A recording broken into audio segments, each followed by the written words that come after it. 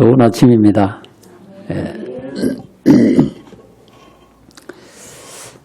주보를 보니까 창원선교 교회가 2002년도에 출발을 했네요. 긴 시간 동안 하나님께서 인도하셔서 오늘에 이르게 하셨고, 그리고 또 앞으로도 하나님께서 그 창원선교 교회를 통해서 일하실 것이다. 믿습니다. 교회는 어떤 교회가 되느냐가 중요한 거예요. 이 지구상에 얼마나 많은 교회가 있겠습니까? 아시아에, 아프리카에, 유럽에, 남미에 얼마나 많은 교회들이 있겠어요? 다양한 교회들이 있는 거죠. 큰 교회도 있고 작은 교회도 있고, 크고 작다라고 하는 개념은 사람이 볼 때에 사람이 많이 모인 교회, 규모가 큰 교회, 작은 교회를 말하는 것이지, 하나님 앞에서 큰 교회, 작은 교회는 없습니다. 그런 다양한 교회들이 있는데, 그 모든 교회들에게 주신, 하나님께서 주신 두 가지 중요한 공통점이 있는 거예요. 두 가지. 이 말씀을 시작하기 전에 저는 평생을 목회하면서 설교를 길게 해본 적이 없어요. 제가 길면 21분, 짧으면 한 16분, 17분 이렇게 했는데, 아침에 오니까 이 목사님이 오늘은 1시간 해야 된다고. 평생에 해본 적이 없는데, 물론 강의는 뭐 2시간도 3시간도 하지만 이 설교하고 강의는 다른 거잖아요. 어쨌든 오늘 그래도 조금 마음의 여유를 가지고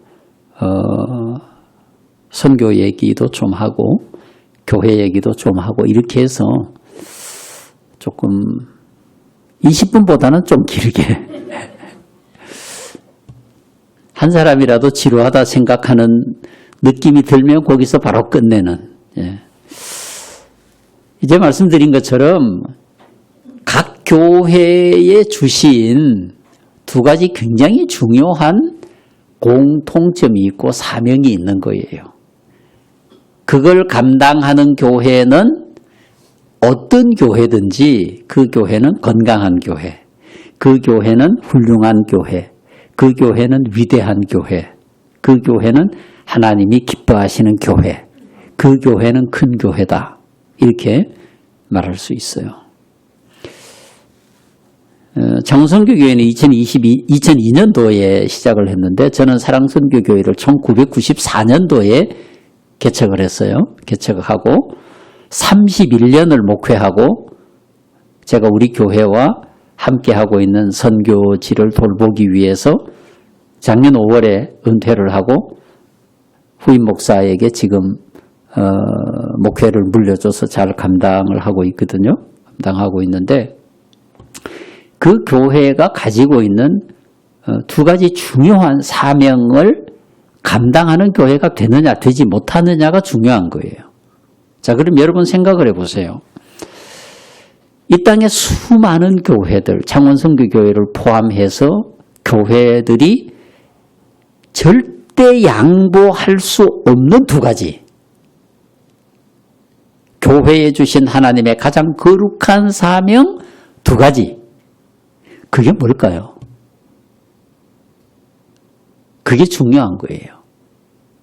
그리고 그 사명을 감당하는 목사, 그 사명을 감당하는 교회는 하나님의 거룩한 일꾼, 위대한 일꾼, 거룩한 교회, 위대한 교회가 되는 거예요.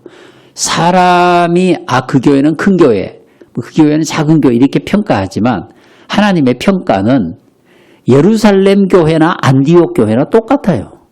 예루살렘 교회가 성도들이 많이 모여서 일을 많이 하고 막 그런다고 해서 예루살렘 교회가 더 훌륭하고, 안디옥 교회는 개척 교회고 사람도 없고 그러니까 안디옥 교회는 더 낮게 평가하고 이런 게 아니에요. 하나님이 보시는 교회의 존재는 두 가지로 결정이 되는데, 첫 번째가 예배예요. 예배. 교회 생명과도 같은 가장 중요한 사명은 1번 뭐라고요? 예배. 그러니까 교회가 예배가 없으면 더 이상 교회가 아닌 거죠. 네. 우리에게 그런 위기의 순간이 있었어요. 그죠? 언제예요? 코로나 때. 그때 우리는 어떤 생각을 했냐 하면, 교회가 문제가 심각한 어떤 일들이 생기면 예배를 안 드릴 수도 있구나, 이런 생각을 했는 거예요. 이런 생각을. 그리고 국가에서 금하면 예배를 안 드려도 되는 거구나. 우리가 결정하면 예배를 안 드리고 온라인 예배, 그걸 예배라고 굳이, 처음에는 온라인 예배를 드리는데 내가 성도들 얘기를 들어보니까 이렇게 예배당에 오는 것처럼 양복을 입고 넥타이를 메고 이렇게 정직하게 탁 앉아가지고 예배를 드리는데 나중에 자빠져가지고 막 예배 드리고 그랬다고 하더라고. 팬티만 입고 예배를 드리고. 여러분 안 그랬어요? 그게 무슨 예배야? 하나님 앞에 우리가 예배하는 일에.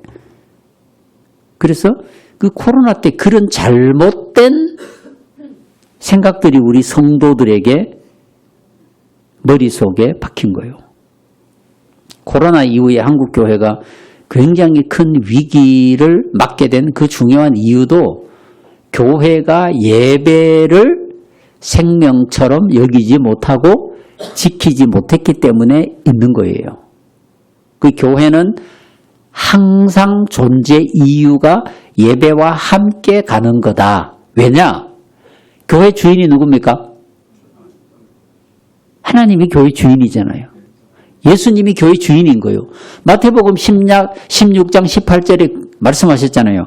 내가 이 교회를 반석 위에 세우리니, 내 교회, 딱 성경이 말씀하고 있는 거잖아요. 그 주님의 거룩한 교회, 하나님의 교회. 우리가 하나님의 교회라는 말도 잘 못 써, 요새는. 이상한 하나님의 교회가 있어가지고, 그죠? 이런 용어들을, 신천지가 얼마나 좋은 얘기예요. 근데 신천지도 용어를 뺏겨버리고, 하나님의 교회, 이것도 뺏겨버리고, 이래갖고 이게 잘 사용하지 못하는데, 하나님이 주인된 교회, 예수님이 주인된 교회는 생명이 어디에 있다고요? 예배에 있다.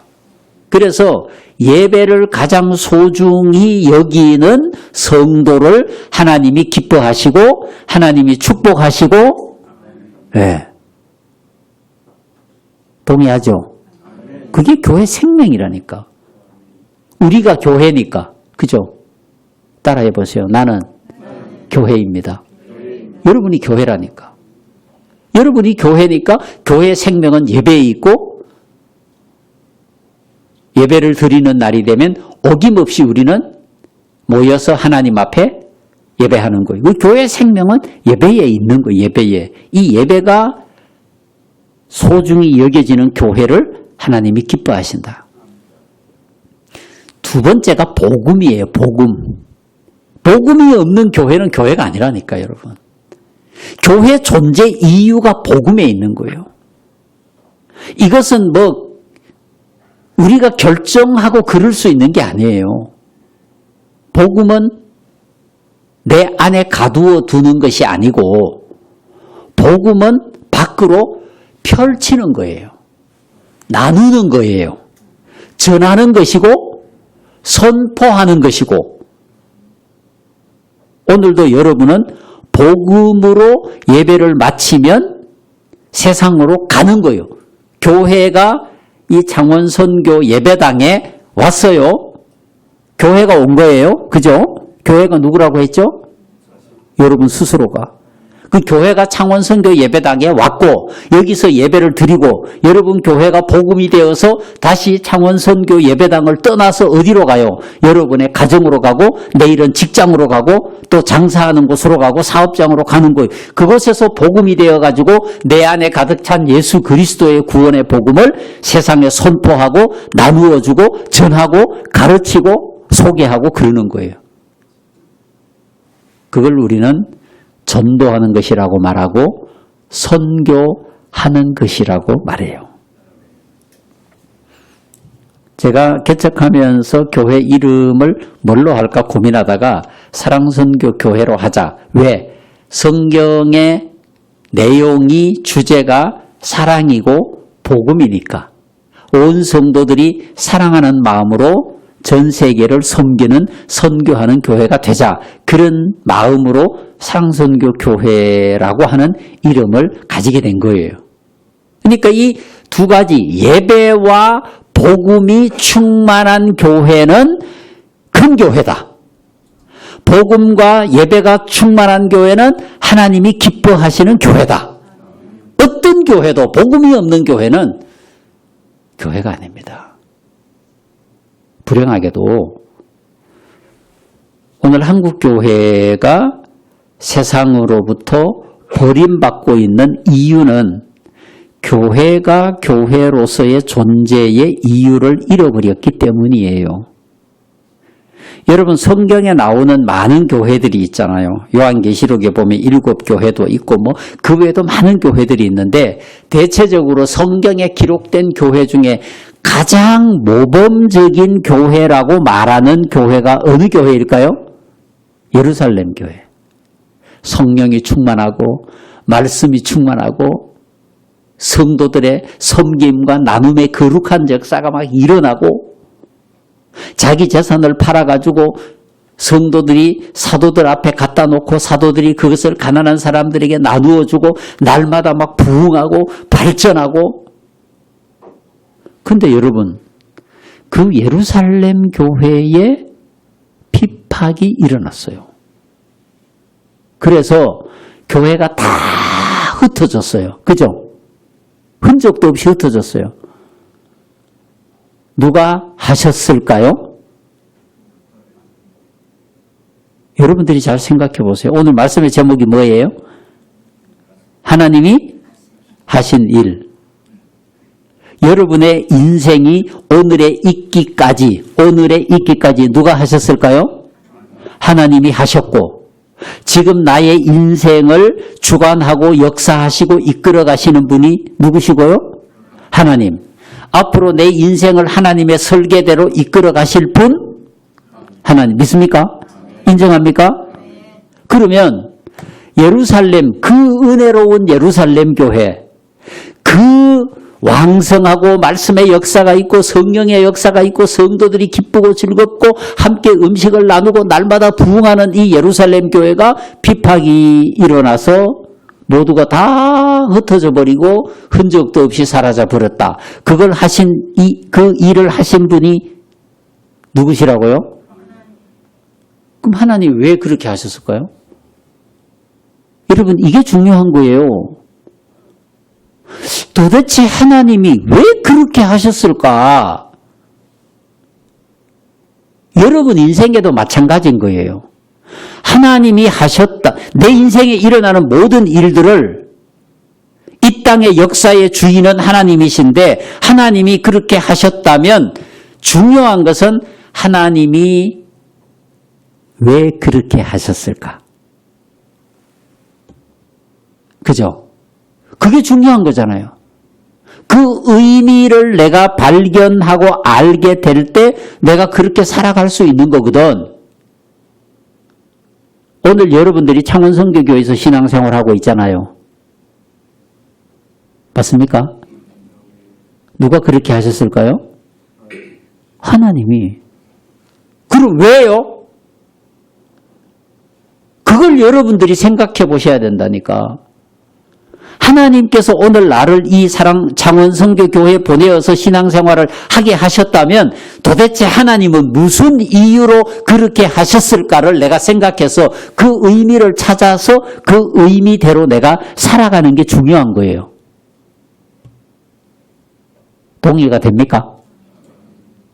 자, 예루살렘 교회로 다시 돌아가 봅니다. 예루살렘 교회는요, 가장 성경에 기록된 가장 모범적인 교회예요. 가장 아름다운 교회. 성령의 역사가 충만하고 말씀의 역사가 있고 성도들이 서로 친교하고 갈등도 없어요. 예루살렘 교회는 고린도 교회처럼 서로 싸움박질하고 그런 교회도 아니에요. 너무 은혜롭고 너무 성령 충만하고 너무 건강하고 그런 교회인데 왜 하나님이 다 흩어버리셨냐 이 말이에요.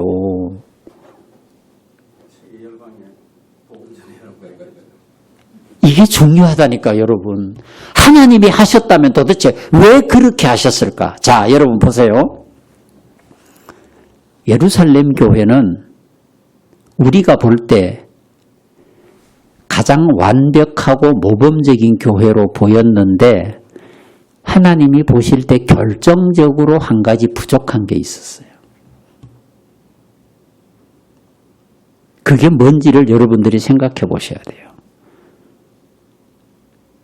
예루살렘 교회는 우리가 알고 있는 대로 정말 말씀의 능력과 권세와 성령의 역사와 섬김과 나눔의 거룩한 역사가 있는 이 지구상에서 가장 행복한 교회, 그런 교회인데 하나님이 그 교회를 흔적도 없이 흩어버리셨다니까. 그 결정적인 이유가요. 여러분, 만약에 거꾸로 하나님께서 예루살렘 교회를 흩어버리지 않으셨다면 오늘 우리는 예수를 믿지 못할 수도 있어요. 예루살렘 교회는 그렇게 은혜로운 교회였지만 그들 예루살렘 교회 성도들의 머릿속에는 그들의 생각 속에는 복음은 예수의 십자가는 우리를 위한 것이지 사마리아 사람이나 이방 사람들을 위한 복음은 아니라고 생각했어요. 우리만 위한, 우리들을 위한 하나님의 은혜지 이 생각이 가장 위험한 생각이에요, 여러분. 하나님께서 예루살렘 교회를 흩으신 이유가 거기에 있어요. 하나님께서 베드로와 고넬료를 만나게 하셨다니까 여러분. 고넬료는 이방인이잖아요. 하나님께서 베드로를 이끄시지 않았다면 베드로는 고넬료에게 가지 않습니다.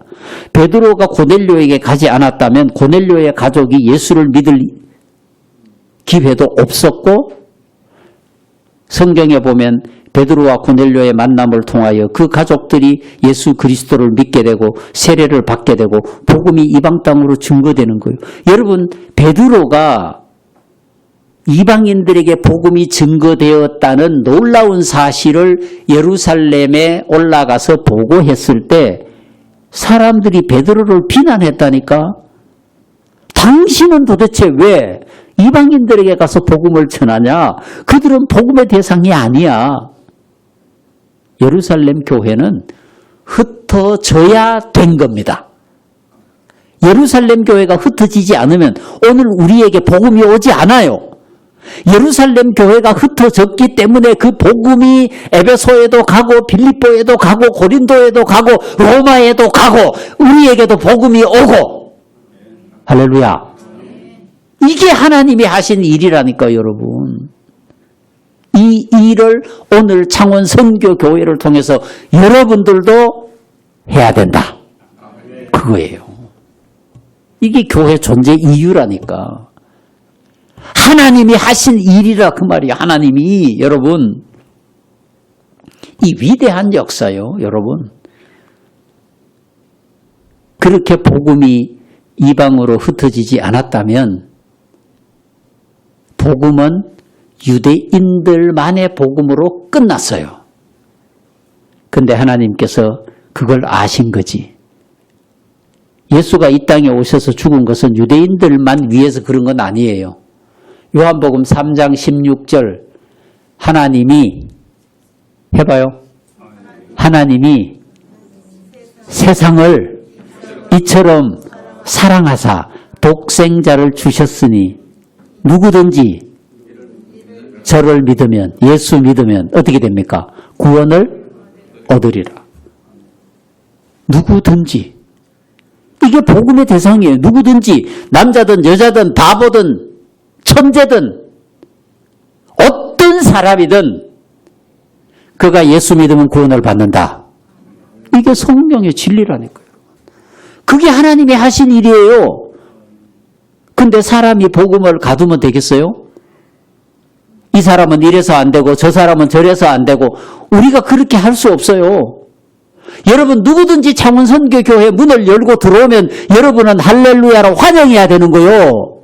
그가 어떤 사람이든 예수의 십자가 앞에 무릎을 꿇고 신앙을 고백하면 그도 구원받을 수 있습니다. 누구든지.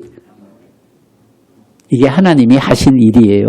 하나님이 하신 일. 여러분. 여러분 오늘 성경에 보면 누구 얘기가 나와요? 오늘 성경이 누구 얘기예요? 요셉의 얘기잖아요. 요셉의 얘기. 그죠? 자, 요셉이 형제들을 만나서 지금 하는 얘기거든요. 뭐라고 얘기하냐면은 앞에 보면은 쭉 얘기를 해요. 45장 4절에 보면 요셉이 형들에게 이르되 내게 가까이 오소서. 그들이 가까이 가니 나는 당신들의 아우 요셉이니 당신들이 애굽에 판 사람입니다. 형들과 만나게 되잖아요. 만나게 되는데 여기에서 굉장히 중요한 얘기를 해요. 자, 창세기 45장 5절에 보면요. 당신들이 나를 이곳에 팔았다고 근심하지 마세요. 한탄하지 마세요. 하나님이 생명을 구원하시려고 나를 당신들보다 먼저 보내셨습니다. 여러분, 애굽의 요셉을 팔아버린 사람이 누구예요? 요셉의 형들이잖아요. 요셉을 죽이려고 했던 자가 누구예요? 요셉의 형들이에요. 실제로 요셉은 애굽에 온 게 누구 때문이에요? 요셉의 형들 때문이에요. 형들이 죽이려고 형들이 팔아버리고 이랬기 때문에 애굽에 간 거거든.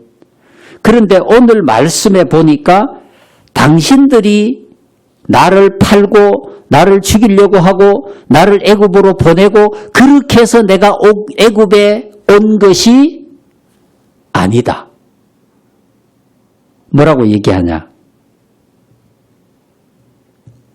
7절에 오늘 본문에 보면 하나님이 큰 구원으로 당신들의 생명을 보존하고 당신들의 후손을 세상에 두시려고 나를 당신들보다 먼저 보내셨나니 나를 애굽에 보내셔서 구원의 거룩한 역사를 이루려고 계획하시고 작정하시고 실행하신 분은 당신들이 아니고 누구다?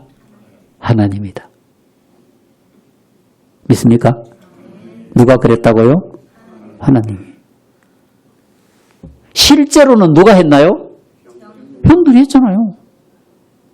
근데 요셉은 그것을 해석을 한 거예요. 아, 지금 생각을 해보니까 하나님께서 이 일을 하셨구나.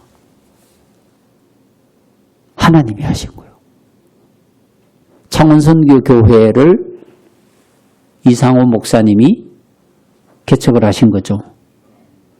근데 실제로는 누가 한 거예요? 하나님이 하셨다니까. 하나님이. 하나님께서 이 땅의 거룩한 구원의 역사를 이루기 위해서 지금 이 목사님을 통해서 이어지고 있는 많은 사역들이 있잖아요. 청소년들을 살리고 수많은 사역들이 있잖아요. 여러분, 교회를 통해서 이루어지는 그 거룩한 사역들을 감당하도록 하기 위해서 2002년도에 하나님께서 창원선교교회를 시작하시고, 따라합니다. 나를 동역자로 세우시고 이곳으로 보내셨습니다. 아멘. 그럼 여러분들은 어떻게 해야 돼요? 그럼 여러분들은 어떻게 살아야 돼요? 동역자로 살아야 돼요. 그렇죠? 동역자로. 동역자가 뭡니까? 마음을 함께해서 사역에 동참하는 거예요. 기도로 동참하고 물질로 동참하고 동참하는 거예요. 여러분들에게 하나님께서 그 거룩한 사명을 주셔서 이곳에서 신앙생활 할 수 있도록 은혜를 주신 거예요. 은혜를 주신 거라니까, 여러분. 제가 우리 사랑선교교회 성도들에게 늘 하는 얘기가 있어요. 여러분들이 선택해서 이곳에 왔다고 생각하지 마세요. 하나님이 허락하지 않으셨다면 여러분은 이곳에 올 수 없습니다. 여러분들이 창원선교교회를 선택해서 이곳에서 신앙생활하고 있는 게 아니에요. 하나님의 허락이 없으면 안 된다니까. 하나님이 내게 베풀어 주신 거룩한 은혜가 없으면 나는 이곳에서 신앙생활을 할 수 없는 거예요. 거룩한 이 교회가 가지고 있는 하나님이 주신 그 거룩한 사명의 동역자가 될 수가 없는 거예요. 그래서 지금 나는 하나님의 큰 은혜를 입고 있다. 그 거룩한 사명에 내가 동역자가 되고 있다라고 하는 거예요. 여러분, 이것을 기억하셔야 돼요. 오늘 요셉이 한 얘기가 그거잖아요. 하나님이 하셨으니까 감사하죠. 하나님이 하셨으니까 원망과 불평이 없는 거죠. 요셉의 마음 가운데 상처가 없었겠어요? 가족으로부터 배신당하고 버림받았는데, 형들이 나를 죽이려고 했는데 그 마음의 상처가 얼마나 깊었겠어요? 감옥에 들어가기도 하고 그 인생의 절망이 얼마나 컸겠어요? 여러분 생각해 보시라니까. 형들에게 짓밟히고 종으로 팔리고 감옥에 들어가고 이런 시간을 보내고 드디어 애굽의 총리가 된 거잖아요. 요셉의 가장 중요한 신앙 고백은 모든 것은 하나님이 하신 거다. 네, 이거예요. 그러니까 하나님이 하셨으니까 내가 이유가 있을 수 있나요? 없지. 하나님이 하셨는데 내가 무슨 이유를 달아. 아팠지만, 괴로웠지만, 절망했지만, 힘들었지만, 고통 가운데 있었지만, 때로는 내가 형들을 만나면은 내가 죽여버릴 거야. 이런 생각이 들 때도 있었겠죠. 얼마나 힘들었겠어. 고통과 절망과 아픔과 상처 가운데 있었지만 지금 생각해 보니까 이 모든 것은 거룩한 구원의 역사를 이루기 위해서 하나님이 하셨습니다. 이게 요셉의 고백인 거예요, 여러분. 우리 인생의 가장 중요한 신앙 고백이 그거예요. 여러분, 다윗도 요셉도 그 신앙 가운데 가장 중요한 신앙 고백의 핵심이 뭐냐 하면은 하나님이 하신 거예요. 하나님이. 시편 23편에 여호와는 나의 목자시니 내게 부족함이 없으리로다. 내가 사망의 음침한 골짜기를 다닐지라도 해 받음을 두려워하지 않을 것은 주께서 나와 함께 하심이라. 이렇게 고백하고 있는 거예요. 성도 여러분, 크고 작은 일들이 우리 인생에 있을 수 있는데 불평하지 말아요. 원망하지 말아요. 지금 아파도 그것조차도 하나님이 더 크고 거룩한 구원의 역사를 이루기 위해서 하나님이 지금 내 인생을 진행하고 있는 거예요. 하나님이 하셨어요. 창원선교교회가 2002년도에 개척이 되고 오늘날까지 오는 가운데 좋은 일만 있었겠어요? 절대 아니죠. 제가 31년 동안 목회를 해보니까 절대 교회는 좋은 일만 있을 수가 없어. 힘든 일도 있고 절망적인 일도 있고 고통스러운 일도 있고 그런 과정을 거치면서 2026년 오늘까지 하나님이 오게 하신 거야. 에벤 에셀. 여기까지 하나님이 도우셨도다. 앞으로도 하나님이 도우실 것이다. 이게 성경의 말씀이에요. 요셉의 신앙 고백이고 여러분 우리의 신앙 고백이 돼야 하는 거예요. 하나님은 어떤 교회를 기뻐하시느냐. 마지막 이 말씀을 여러분들이 잘 들으셔야 됩니다. 예배를 생명처럼 여기는 교회. 전도하고 선교하는 일을 생명처럼 여기는 교회를 하나님이 기뻐하신다. 우리 사랑선교교회가 지금은 성도들이 많죠. 재정도 많이 주셨고 그게 어느 날 갑자기 하늘에서 뚝 떨어진 게 아니에요. 너무 힘든 시간들도 있었어요. IMF가 왔을 때 얼마나 힘들었겠어요. 이자를 교회가 진 부채에 이자를 내지 못해가지고 은행에서 대출을 받아가지고 이자를 내야 하는 그런 상황들도 지나온 거예요. 거쳐온 거예요.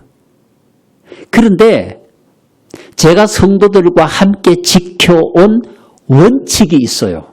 그게 뭐냐?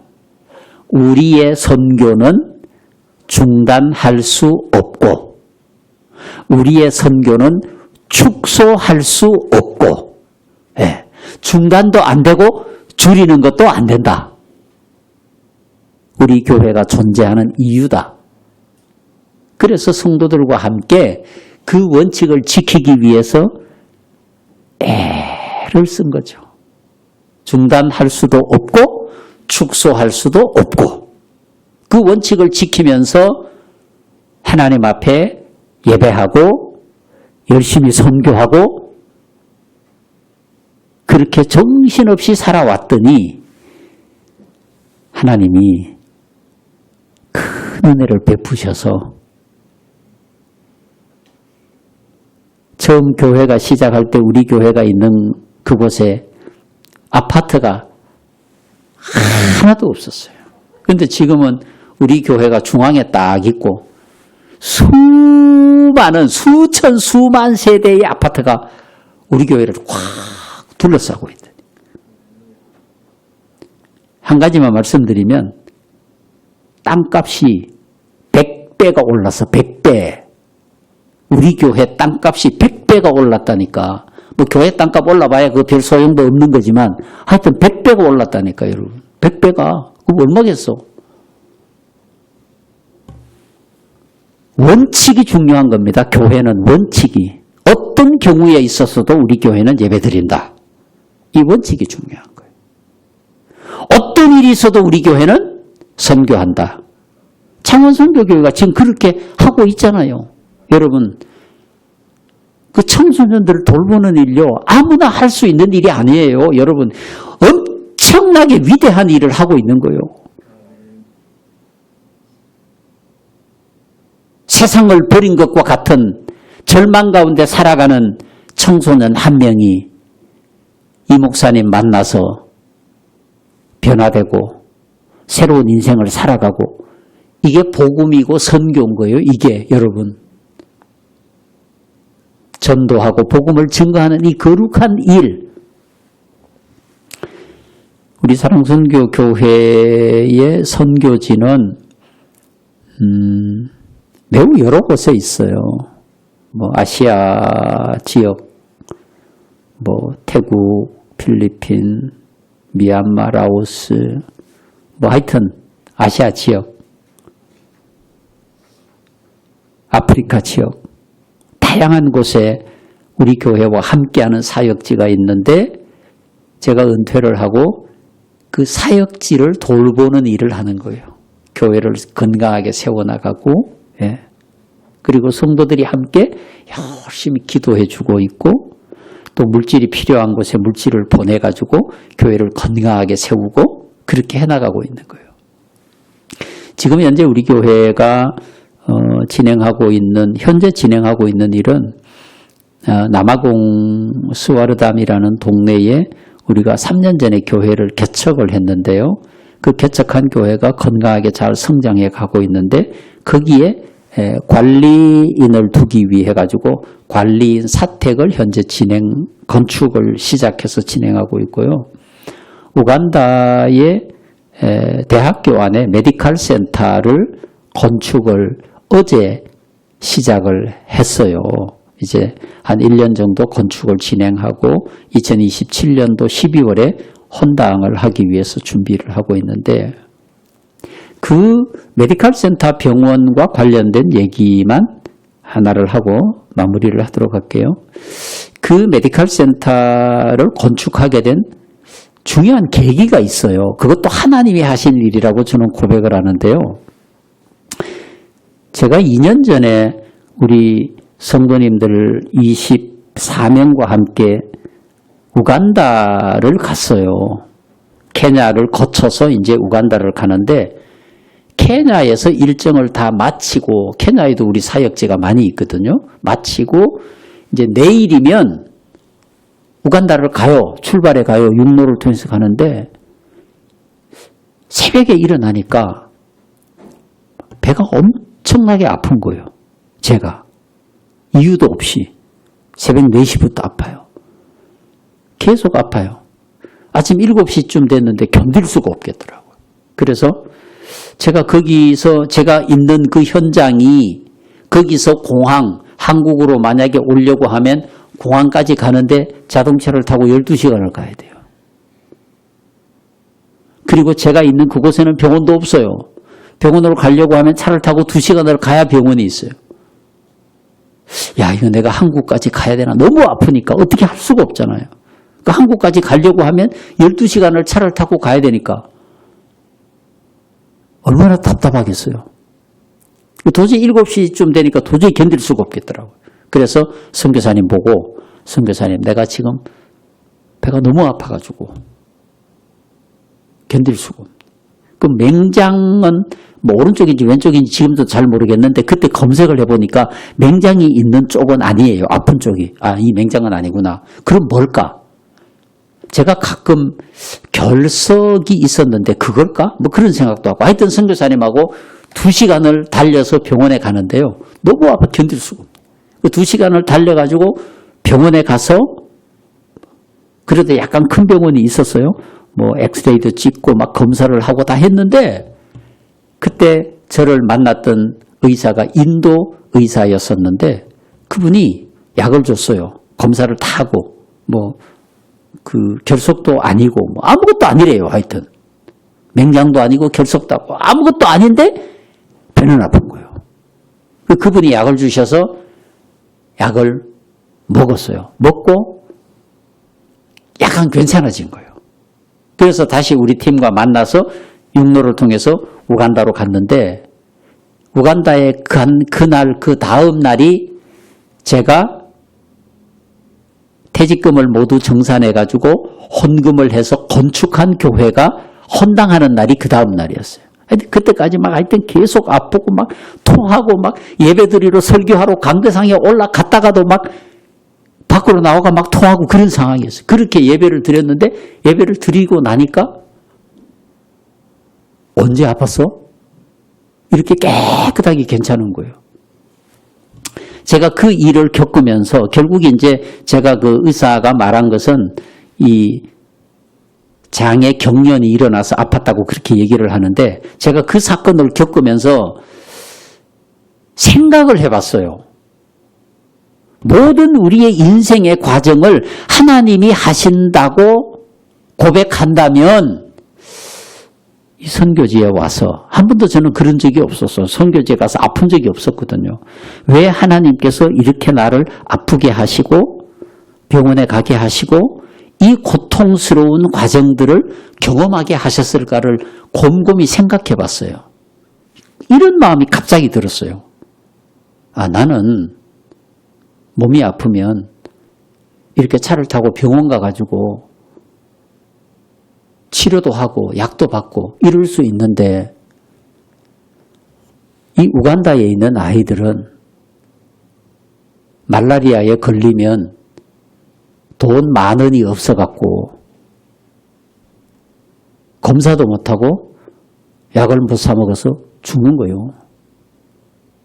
그 선교사님이 그 현장에 갔을 때 그런 얘기를 하시더라고요. 목사님, 1년에 아이들이 50명에서 100명이 말라리아로 검사도 못하고 약을 못 먹어서 죽습니다.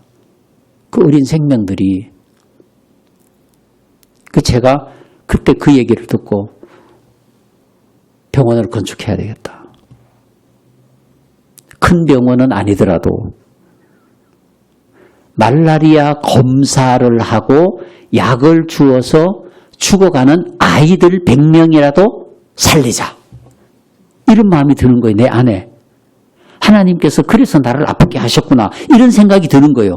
하나님이 하신 일이라고 한다면 의미가 있잖아요. 하나님이 의미 없는 일을 하시나요? 아니잖아요.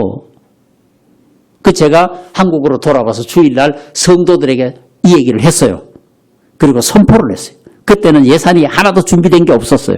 여러분, 제가 이런 일을 경험했고 하나님께서 내게 이런 마음을 주셨기 때문에 우간다에 아이들을 위한 병원을 건축합니다. 여러분, 마음에 감동이 오는 대로 헌금해 주세요. 그래가지고 한 달 만에 1억 3천만 원이 헌금이 됐어요. 한 달 만에 1억 3천만 원이 헌금. 지금은 1억 3천만 원 가지고도 안 돼요. 워낙 물가가 많이 올라가. 이제 건축을 시작해가 추가로 돈이 투입이 돼야 되겠죠. 그 병원을 하는 이유는 딱 하나예요.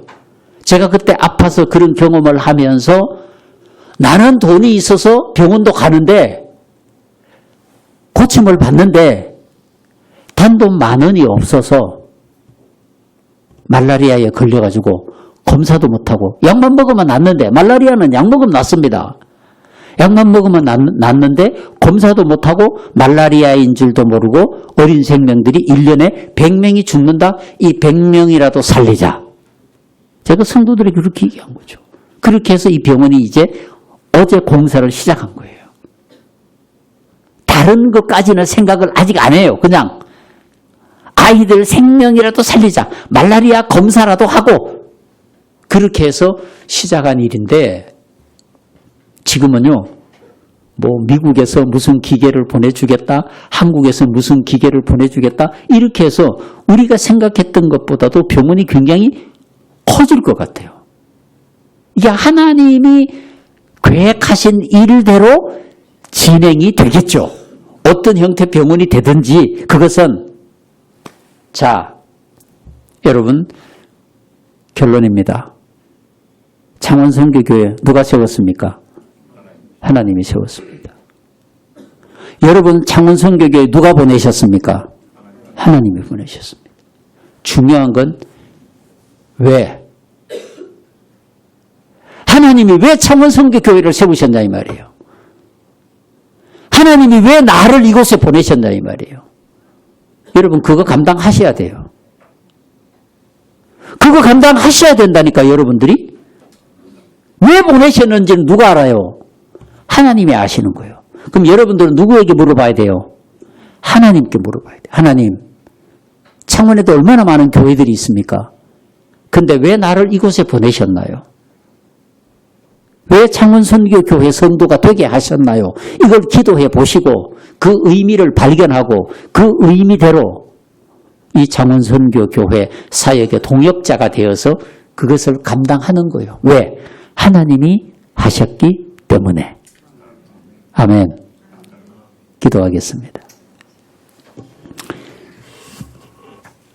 하나님, 모든 일은 하나님이 하셨습니다. 그래서 의미가 있습니다. 창원선교 교회를 세우신 것도 오늘 나를 이곳에 보내신 것도 창원선교 교회 성도가 된 것도 하나님이 하신 일입니다.